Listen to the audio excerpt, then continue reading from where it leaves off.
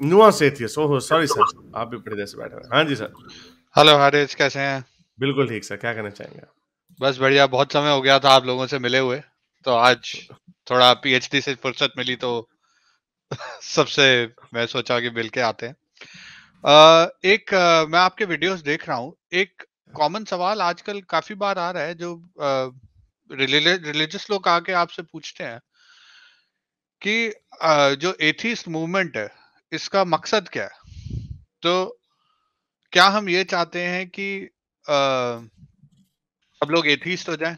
Actually मैं तो honestly बोलूं, मैं ये नहीं चाहता।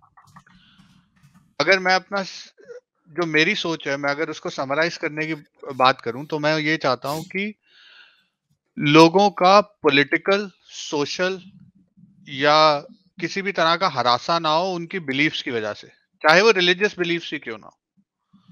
हम सोसाइटी को अगर ऐसे पोजीशन पे ले आए कि लोगों की बिलीफ्स की वजह से उनकी लाइफ खराब ना हो, और लोगों की एक्शंस जो हैं उनकी बिलीफ्स के पीछे छुपे ना।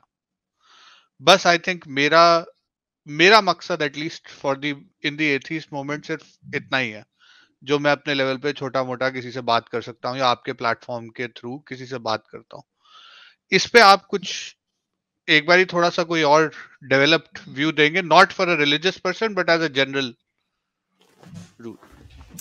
आई थिंक आपने जो कहा है, I think that is the inevitability. ये इनएविटेबल ही है। असल में प्रॉब्लम जो हम जब लोग बात करते हैं, ये तो बड़ी बात की बात है कि what will be the end result.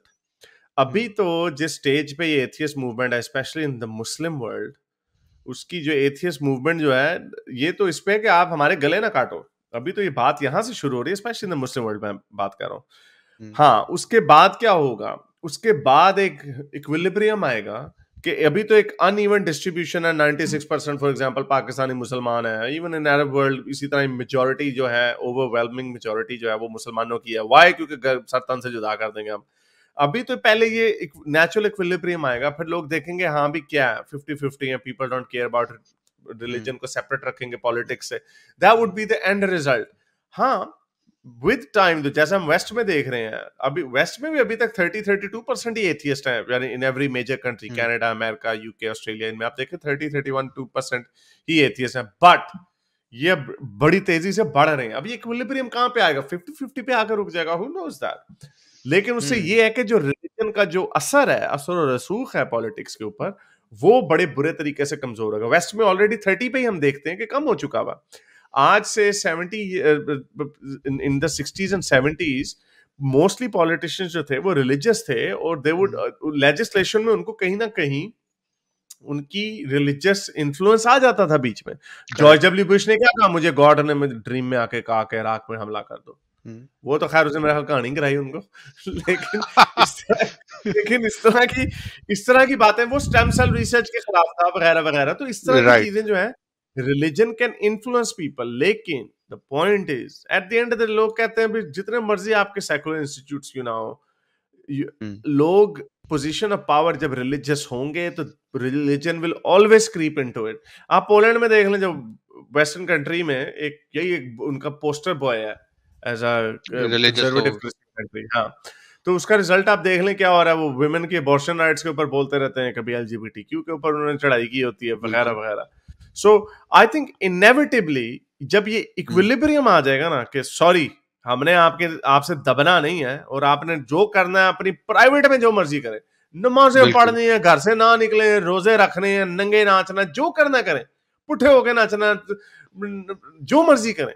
लेकिन आपने पब्लिक में हम पे, हमारे ऊपर ये अपनी चीजें मुसल्लत नहीं करनी। फॉर एग्जाम्पल, कितना घटिया कानून है। इसके ऊपर मैंने वीडियो बनाए थे, रमजान बिल की नहूसत, जो कि I strongly stand by that, और वो वीडियो बड़ी हिट हुई थी। बहुत सारे लोगों ने मुझे बाद में कहा था कि मैंने वो वीडियो देखी और आपने मेरे दिल की बात कर दी। मुझे बाद में एहसास हुआ कुछ 14-15 साल की उम्र में कि हम बाहर निकल के खाना नहीं खा सकते, क्योंकि मैं जिस स्कूल में जाता था वहां पे हमारा लंच बॉक्स होता था, हम खा लेते थे, कोई कुछ नहीं कहता था, वगैरह वगैरह। मैं एक दफा जा रहा था रमजान में ही, साइकिल में उस वक्त चलाता था, माउंटेन बाइक। मैं ना वो चिप्स का कोई पैकेट खाता हुआ जा रहा हूँ, वो एक बंदा गुजरा, वो ऐसी गालियां दे रहा, और रोजा नहीं रखा तेरी में। मैं कहा ये क्या हो गया? देन आई रियलाइज्ड कि we are not suppose to eat out in public. ये मैं 14-15 साल का था उस वक्त। तो मैंने कहा ये even I was a Muslim at that point, लेकिन मैंने कहा कि ये कैसी लॉजिक है कि तुमने रोजा रखना है, तुम मुझे क्यों रोक रहे हो खाने में? हमारे मुंह में पानी आता तो ना रखो रोजा।